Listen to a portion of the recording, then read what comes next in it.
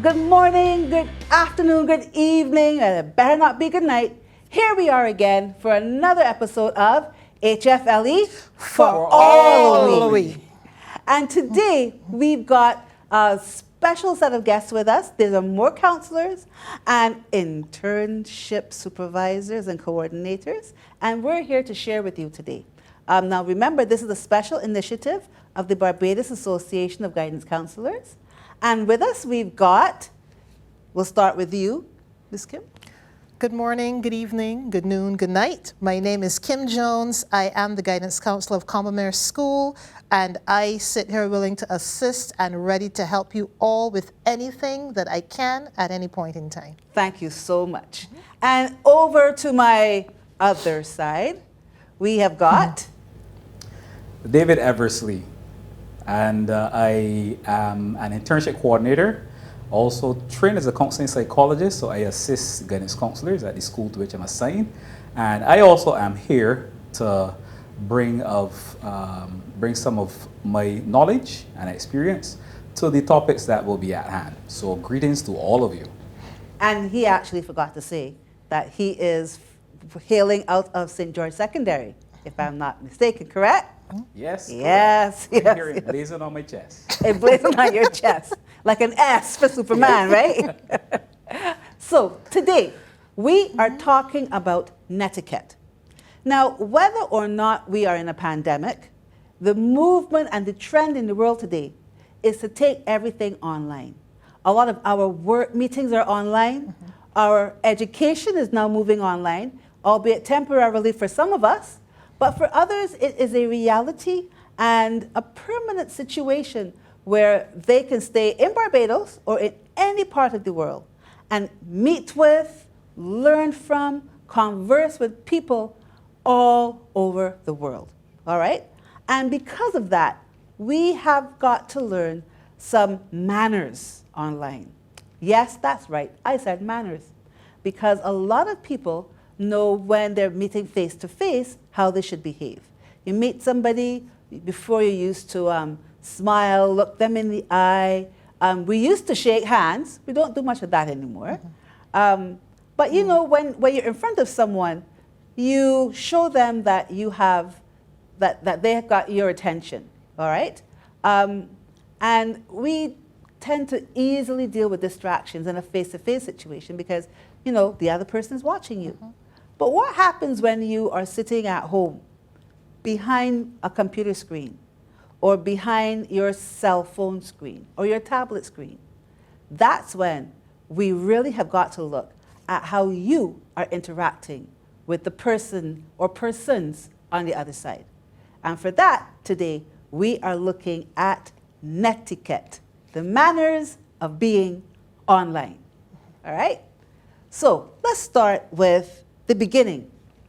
Preparation. How do you prepare yourself to go to an online meeting, whether it's a class or whether it is an interview for something, or whether it is even meeting sometimes with a group of friends? How do you prepare to actually go online? So one of the first things we're going to look at is dress, right? Absolutely. So let's see what you all have to say about dress. One of the things that I think is very important as it pertains to dress is I always was told that you dress for success. So you always want to act as if you are in a boardroom, as if you are in a meeting, as if you are in class. Yes, we know that you're probably at home, but your home wear really should not be your meeting wear, so to speak. So, you know, it shouldn't be bare-backed or, you know, a little tank top. We're not saying you have to dress as if you're going to a wedding, but there must be something that is appropriate. A nice shirt, like what I'm wearing. Or if you have on a little tank top, put a jacket or a little sweater over it. For the gentleman, a shirt on. Simple things, because you still want to give the impression that you are about business. Even though you are at home, this is time for work, this is business, and you need to always give that impression. Thank you. And you know, your schoolwork is your business. Absolutely. Now, David, you are into coordinating with interns and things like that. what do you think about how people dress to present themselves, especially when they're just looking at a camera? Well, what I would say, in these days of the new normal of virtual everything, we have to get our minds accustomed to the fact that even though we are in our homes, we still have to have some structures in place mentally about when we could be homely and when we need to be professional, as Kim just mentioned. What I would suggest, what I would suggest is bearing in mind that it's something that you're not getting accustomed to. Maybe what you can do before you know you have to be in front of a camera in a virtual setting. Just spend 10 to 15 minutes just preparing yourself for the whole idea of being in front of the camera. You'll be surprised that you will go sit in front of the camera just to practice or set yourself up, and you realize you're not wearing what you're supposed to be wearing. Then you can correct that before the meeting actually starts or before the class actually starts. So a lot of it is getting our minds slowly turned towards what the new normal is in this virtual world. Thank you. So I'm glad you mentioned actually sitting down a few minutes before, because beforehand is when you will be noticing other things as well, not just your dress. Sometimes if you're lucky enough to be in front of a wall or a picture, you got to make sure that your background is not offensive. Make sure that what we're seeing when we see you and beyond you is not something that's going to make us go, all right? What do I mean by that? Some of us have posters, some of us have pictures, some of us have huge things on our walls. And sometimes those things depict certain signs or signals or pictures that are not necessarily appropriate for anybody else besides maybe those of you who are accustomed seeing it, to seeing it. I believe that Kim was sharing with us earlier that she has seen some people's walls that had on what? We had some interesting posters of certain artists with certain symbols being thrown up, so to speak. And what I think is very important is for persons to understand that if you're in a meeting, it is easy to be it's easier to be distracted when you have so much going on in the background. And after a while then, the meeting stops being the focus. What is going on in your background becomes the focus. And you don't ever want to distract from the meeting, because if one person is distracted, more often than not, 2, 3, 4, 5 people will be distracted. Exactly, exactly. So be very, very wary of your background, what you have in it, especially things that you can control. Correct. Another area of concern sometimes in preparation is lighting. Yes, and David was sharing with us earlier too about what happens when your lighting is not just in the right place, David? Yes, just yesterday actually, in a class that I had online, the young man, he was sitting back in his window. So all the light was coming through the window into the camera on his device, and all I was able to see was a silhouette. I guess for him it was good to be near the window so that you have refreshing air and that sort of thing. But just keep in mind, if the light is behind you, it's going directly into the device. No one can really see you. So I guess it would again, just preparing your mind, training your mind to think a bit differently, trying to have the light behind the device as opposed to the light behind you. So that young man should have been able to turn his body so that he was actually facing the light. Exactly. Right. So your lighting is important. And we're going to talk also about some noise. Some noises you have absolutely no control over. I mean, at my house, it seems that whenever I go online, all the dogs in my yard and in the neighborhood start to bark. I can't really tell them to shut up. No. Okay? And we have another good friend of ours, where she is, there's a lovely cow. And I want to say hello. Or moo. Or moo. There's a lovely cow. We can't control that. But there are some noises that we can control. We can control things like music, the level of music, Yes. the type of music being played. Sometimes we can control the noise of other people in the household. Sometimes by closing a door. I tend to do that quite a bit. You close the door so you barricade yourself from the noise. Yes. Right? And also another thing that you can do, which is we're going to be moving on to that, is once you are up and you're in the chat, mute your mic. Mute your mic. Would anybody else like to share how important that part is, muting your mic? Well, that is, the thing is, when you do not mute your mic, unfortunately or fortunately, we hear everything that is going on. And it might be something that you really do not want any of us to hear. And that could also shut a meeting completely down. So, you know, I always say mute the mic, and when you are ready to speak, unmute it. And do not forget, when you are finished speaking, to mute it again. And I have been guilty of that. I am going to testify now. I have been guilty of that one. So you do not want, and of course, you know, if it's muted, then whatever else is going on in the background, whether it be with your family or maybe the cow, maybe the dog, maybe your little brother running around or doing whatever, at least that is not a distraction. You can't control everything all the time, but at least you can control it to the point where you are about to speak, then you speak and you turn it off. So you still have some control. Exactly, exactly. And while we are on that, David, did you want to say something about the mic? Yes. Go ahead. I think that there are also some situations where people, say a student is requested to make a response to something, or in a meeting, some person is requested to respond, and there is an ongoing noise that can't be controlled. Again, thinking etiquette, you can just inform the group. Because remember, the whole idea is you don't want to be disruptive.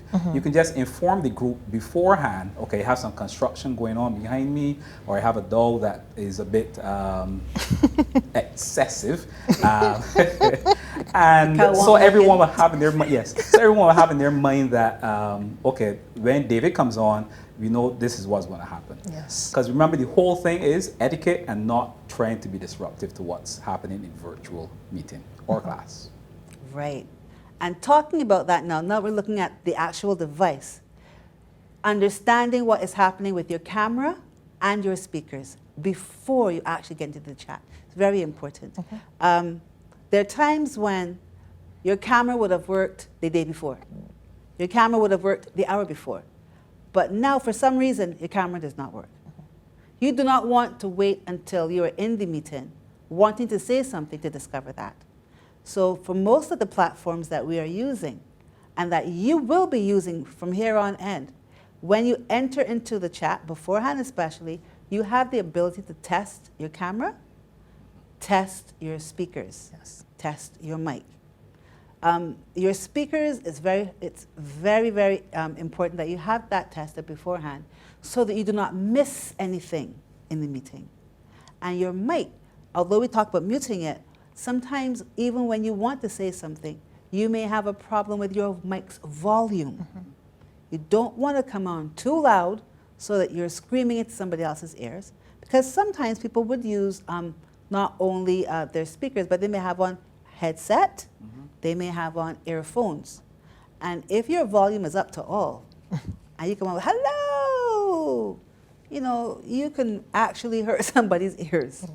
So make sure you test your mic, test your speakers, test your camera before you get into the meeting. Now, we are in. You did all the right passwords, and we are in. We need to know who you are. So your identification is very important. What are your views on putting your names in, or your pictures, or just leaving your device up? I do believe that you should have your name up at some point in time. You know, you've labeled your device Sweet 16, but there might be 3 other Sweet 16s in the group, so we don't know which Sweet 16 you are. You might just have your device labeled Galaxy 8, but there might be 40 of them in the group. So just simply put your name. There's no problem with putting your name. I would also encourage at some point in time for your face to be visible. That might not be possible all of the time because, let's be honest, in a lot of these meetings, when you use your camera, it takes up a lot of bandwidth.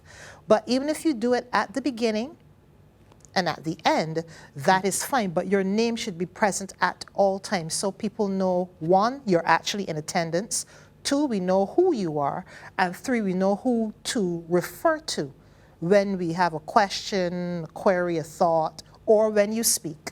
That's important, very important. Right. Thank you, Kim. David? Agreed, very much with Kim. Because other persons in the class or in the meeting may want to refer to an individual as well.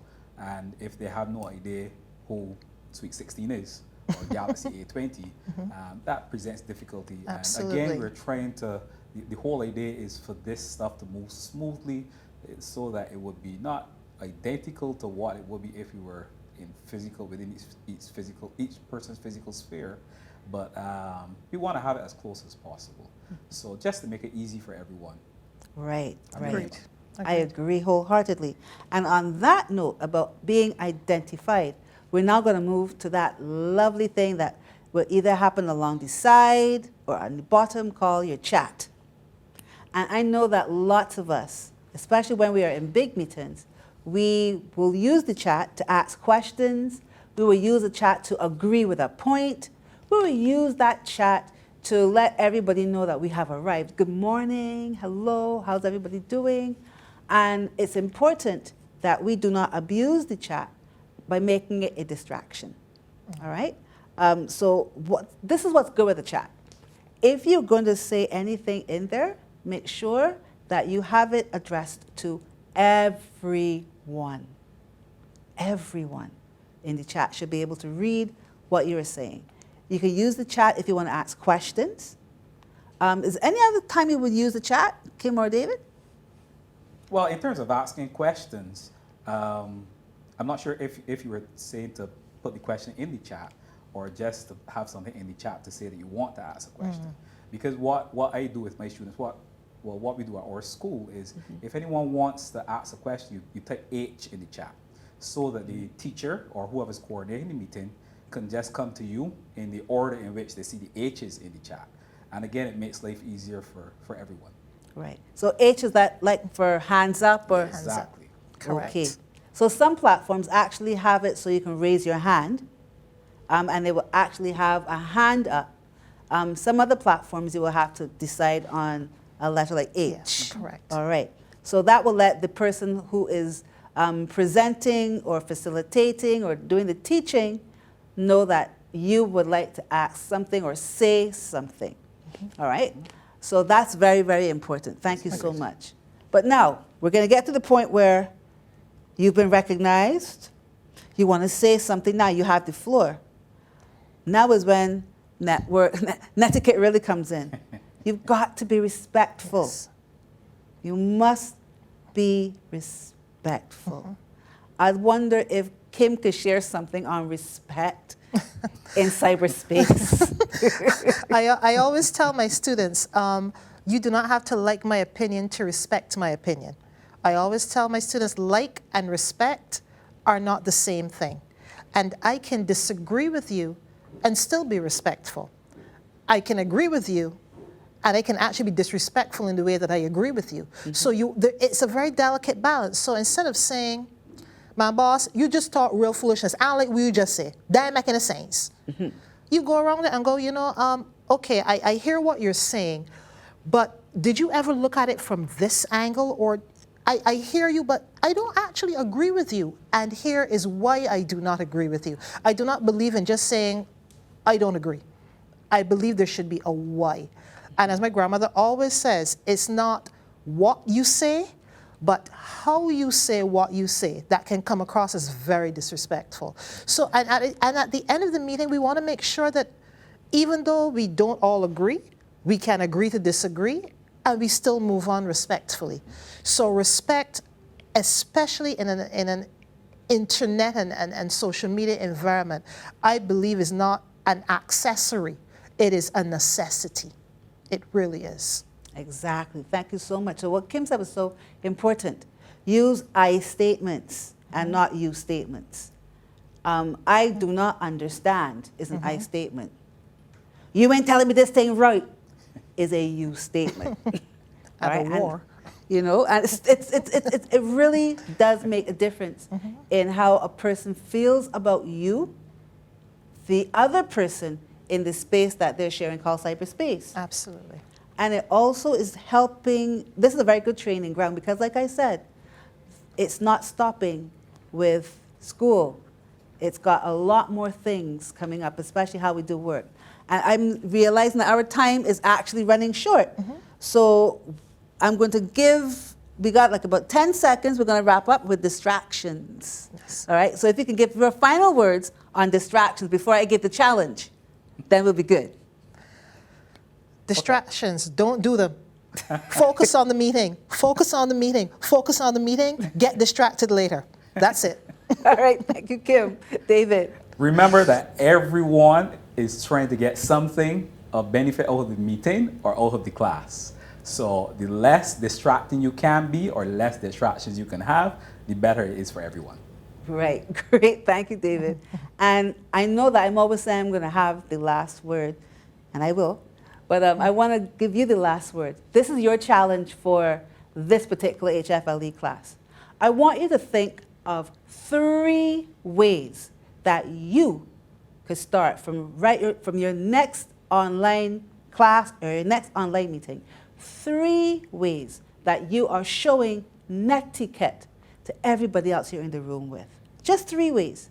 You can post it online. You can post it to your guidance counselor and when you're having your HFLE meetings, or you can send it to bagc@gmail.com. bagc@gmail.com, and just put in the subject netiquette, so we will know exactly what you're talking about. So we want you to stay safe. We want you to realize that HFLE is not just a one-off class that is for you to fool around and know. This is for life. These are things you'll be learning for life. And also know that HFLE is for all of we. So stay safe. See you soon. Bye. Bye-bye. Bye.